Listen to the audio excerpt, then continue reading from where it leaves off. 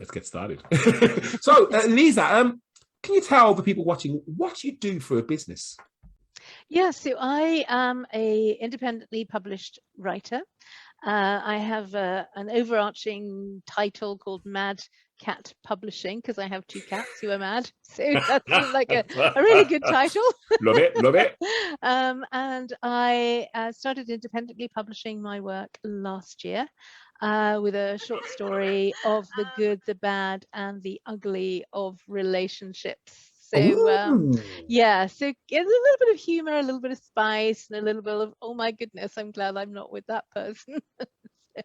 So that came out last year. And then I started writing young adult fiction. I used to be a family mediator and a family youth counsellor. So I've worked with families who have experienced quite tragic and difficult and very complex situations. So I wrapped up quite a few of those stories into a young girl called Amelia, threw absolutely everything at her, including drug running, sex trafficking, death of somebody close to her, 2 deaths actually. Good grief. The poor girl. So I've had people saying this is an amazing story, had me in tears on the bus, but it's also a story of hope, and it's a story about how we can always overcome difficult circumstances, but we need somebody in our corner. So it's finding and identifying who's in our corner, and yeah, just believing in ourselves. So and I think the nice thing about that is obviously that you're taking life's experiences and modern experiences as well. Yeah, exactly. Drug running isn't something that people talked about in the 70s and 80s, although it happened, but I suppose things like county lines and all those things, absolutely fantastic. So I mean, when did you decide that you wanted to be a writer? When was that kind of moment when you says, I'm gonna do this? I was about 12. Oh wow! So it's like, right, you knew from an early age. And was it an easy path? No, well, so I failed 11 plus. I was born in Romford, went to a, in quotes, secondary modern school as they were then, and I remember saying to my English teacher, who had really inspired me, and I wrote sort of essays and had lots of things to say about books, loved books, always have loved books, and said I want to be a writer, and I remember her saying, well, that will never happen because you have to go to university, and girls like you don't go to university. Girls like you? Girls like me. How rude. I know. So so my life took a bit of a different path, but I ended up in advertising actually, and film production, and worked for the BBC without a degree. Who knew that could happen? And became a documentary filmmaker. And that was all fabulous. So I was writing, and I was writing all through that time. And then most of it was about people, non-fiction. And then I had a transition because things happened with Mrs. Thatcher taking away the television franchises. So suddenly I was swimming as a freelancer, and I didn't enjoy it. So I changed careers, and but still was doing creative stuff. So I've always written, but it was really during, I guess, when the pandemic hit. And I said to myself, I have always made an excuse that I haven't sat down and written books because I haven't had time. Yeah. Well, now I've got nothing but time. We got time on our hands. There's a song in the film. Is "Time is on my side," and bad things happen to us all, but some of the positives that have come from it, in terms of someone like yourself saying, right, now is the time for me to kind of do the thing I want to do, and I've wanted to do since the age of 12. And I think that's actually fantastic. That's brilliant. Yeah, you mentioned film production. Have you been involved in any films? Or? Yeah, so I did a lot of documentaries, which was great. And an old show that I worked on, which was probably before you were born, Nigel. It was called Highway with Harry Seacombe. I remember that. Do you remember that? I remember Highway. It used to come out on a Sunday, didn't it? come on Sunday. And it was a lovely, lovely show, because I would get sent to a village or a town with a blank sheet of paper to come up with the program. So I got to meet all sorts of people, and I mean, you know, we met sort of everybody from the cleaning lady of one of the homeless shelters to Prince Philip, you know, so that was oh wow, okay. Yeah, I think I'll be honest, when that was on, I think I was too young to appreciate that. Yeah. I think I was about 8 or 9, and Sunday was always terrible for TV back in our time. Absolutely. So Songs of Praise, Harry Seacombe, various other bits and bobs, but yeah, I was too young to appreciate it. Now, if I was to see it and where you filmed, and I'd be able to appreciate the location, what was going on. But yeah, I was you weren't the target. You weren't the target audience. No, I know. I was a non-coup few. Yeah, guys from Birmingham. Anyway, so obviously, pandemic, too much time on our hands, allowed you to focus. Tell us about some of the challenges that you've had to overcome, as you know, to get to where you are now. Is it 4 books you've got out now? Or? I've got 4 books. So in addition to the the short stories and the young adult fiction, I've written 2 murder mysteries, and I'm starting on the 3rd murder mystery. So they're all set in Edinburgh. Amateur female sleuth, and again, going back to my experience, she has complex issues, right? So there's some addiction, there's an abusive relationship, you know, she spent some time in prison. So I'm using a lot of my own sort of background. You know, they always say write what you know, and so I know an awful lot about all sorts of, you know, quite dark. I imagine you're a great person to have around for dinner and just say, oh, tell us some stories. Well, yeah, because I worked as a counsellor at Wandsworth Prison, so I did meet quite a few. People who a few tasty folk. Yes.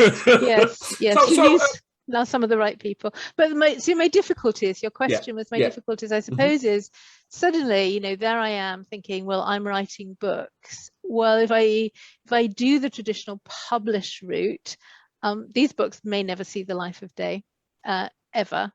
Or it's going to take me sort of 50 letters to maybe get an agent to maybe look at one of them, to maybe send it to a publisher who maybe will, decide to commission it.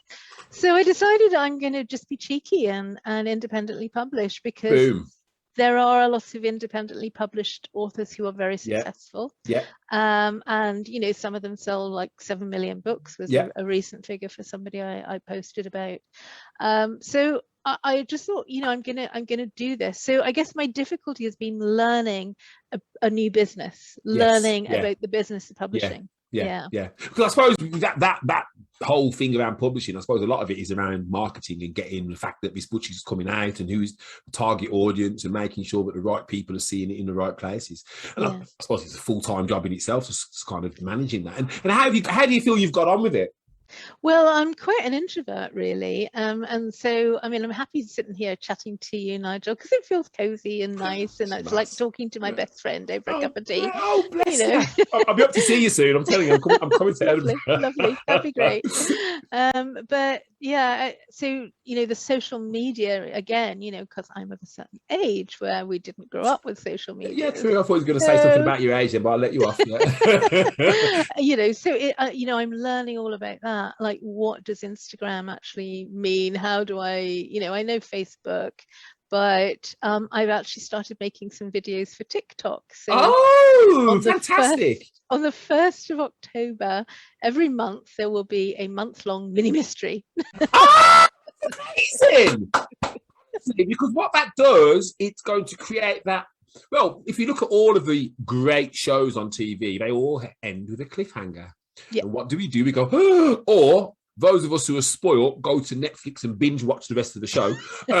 But please let me know when you start, so I can let everyone know that, hey, there's a mystery show starting on TikTok over 30 days. So you can all tune in and make sure I follow you as well. That's amazing. Thank you. Well done to you. I mean, you know, I'm an introvert, but I'm going to go on TikTok. Okay. Well, it's true. It's true. I have, yes. I mean, I can be quite shy, especially if I'm in a crowd. But doing things, I guess, sort of like this, it feeds the creative process, and actually been really fun. Just doing, my first little mini mystery was really fun to do. So it's and again, brilliant. It's writing, right? It's writing, I can't wait to see it. Please share that. Share your TikTok link in the comments as well, so we can start following you in anticipation. Okay. Oh my goodness. Right. Well, you see, here I am, completely hopeless, because I'm thinking, oh, my links. Wow, I didn't prepare that. I have my website. So I'll put my website, and everybody can just go to my website and you'll find everything on my website. Okay, then fair enough. Yeah, make it easy on yourself. Yes. Okay, and my favourite question actually, this is, tell us one thing about you that not many people know. Okay. Well, I used to be afraid of flying. So when I was 22, I lived in Los Angeles for a year. I just popped over there and worked completely illegally. Don't tell anybody. And oh no! Oh my gosh! Oh Lord! It was a long time ago. I'm sure they won't mind. I was just doing a bit of. You shouldn't have said completely illegally. I'm sure they're listening. They're like, illegally? What's that? Well, I was working on Barbie commercials for Mattel, so it was quite fun. But oh my gosh! There's a fact that no one knew about you. Not many people knew that I worked on Barbie commercials. But because I was afraid of flying, I had a couple of, can I say a couple of boyfriends? Anyway, I was young. So at the time, you do, right? You have more than one. You gotta live. Nigel, your show's immoral. Huh? You lived.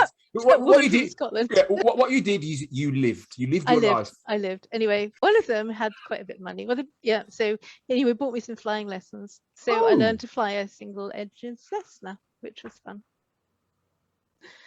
Yeah, I didn't keep it up, but I did. Oh my God, it's like revelation after revelation after revelation with you. My gosh, I think we actually need a longer show. There's so much more that I need to know. Okay, so you've been pretty much doing, your books, writing books is your business, self-publishing is your business, marketing the books is your business. What 3 bits of advice would you give somebody who maybe wasn't necessarily looking to write a book, but maybe to start a business? I think to start a business, do your research, find who are you trying to reach out. So your audience is really the most important thing. So I think with my books, I decided I'm probably writing specifically for people who like murder mystery with the murder mysteries.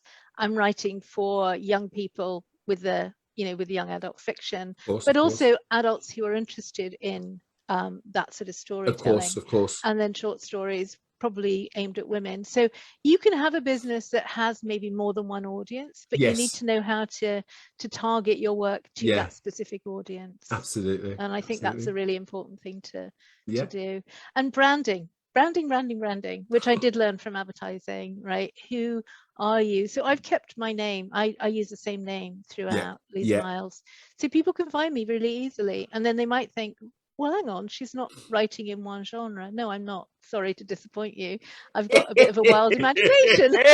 And I keep them on their toes. Keep them on their toes. That's what it is. Exactly. Yeah. So I think that's really important. And to do whatever your business is, to do it the best that you possibly can. Yeah. Right?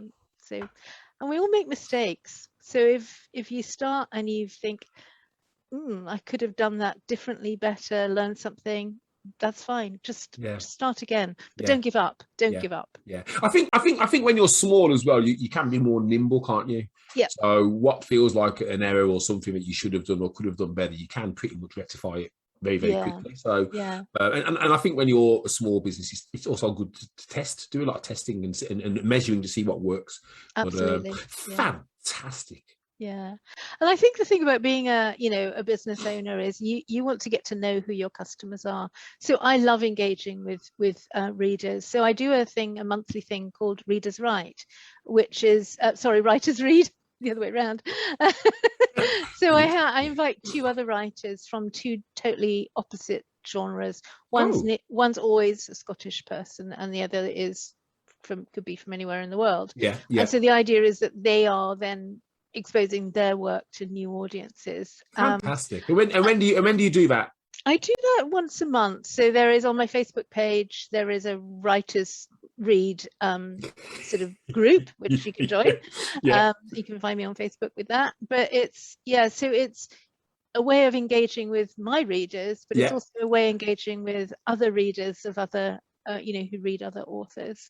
Fantastic. And I think, if any small business, you want to really have that personal relationship with your customers. Yeah, absolutely. Because that's people buy people. I don't care what anyone says. Yes, okay, you've got the big companies, the Amazons and the Sainsbury's and wherever as well. But when you get down to the kind of macro level, people buy into people, and by knowing who your audience are, you can make sure that the message that you send to them resonates. Yeah, absolutely, and absolutely. Yeah. So, is there anything that we, the watchers, anyone who's watching this on replay, anything that they can do to support you on your journey?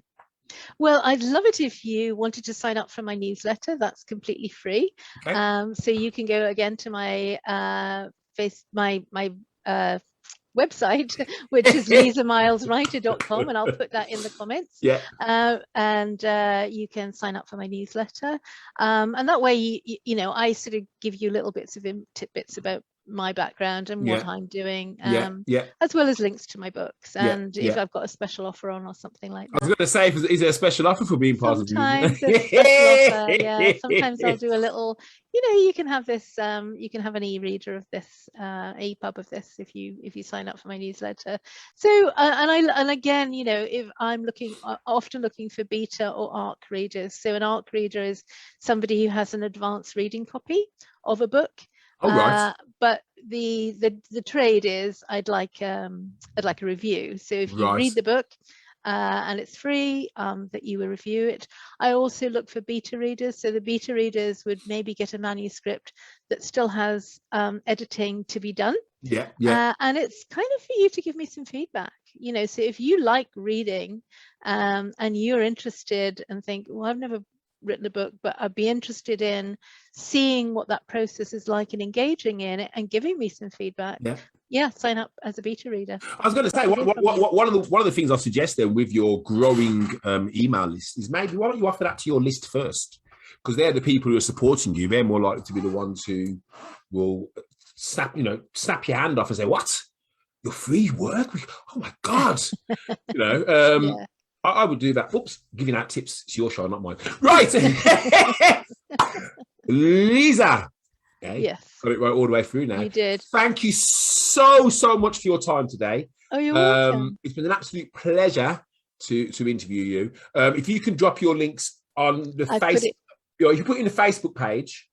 Right. When we'll have a debrief afterwards. But if you go to the Facebook page where the video is and drop them in there, and then it means that anyone coming across can then say, oh, I'm going to find out a bit more about this lady. Brilliant. But thank you so much for today. We haven't had many comments come in, but hey, it's one of those days. That's okay. They'll probably come in after us. The thing is, this immortalises your word. So obviously, when the video, because it gets repurposed on and so forth, you'll be out there again in front of all these people.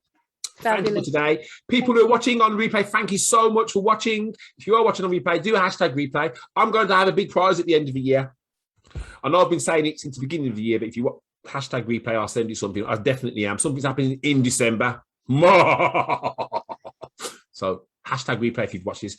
Liza, thank you so much. Don't go anywhere. We're going to have a quick debrief. People, thank you so much. Have a fantastic Thursday. And above all, don't give up. The journey is long, but the journey is worth it at the end. Hey, see you all later, guys. Bye. Bye.